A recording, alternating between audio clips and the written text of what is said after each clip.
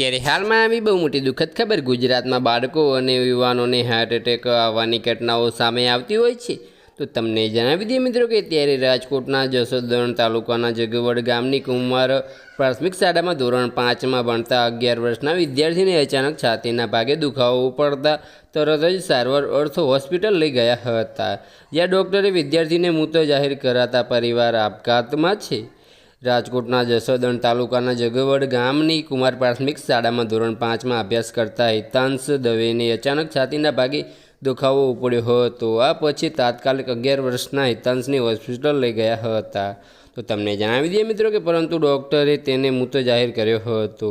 તો આની વિગતવાર વાત કરવામાં આવે તો દીકરો ગુમાવતા પરિવારમાં શોકનો માહોલ છવાયો છે. બસ આજ માટે આટલું જ, અને અમારી યુટ્યુબ ચેનલ પર નવા હોય તો લાઇક, શેર અને સબસ્ક્રાઈબ કરી દેજો. ધન્યવાદ.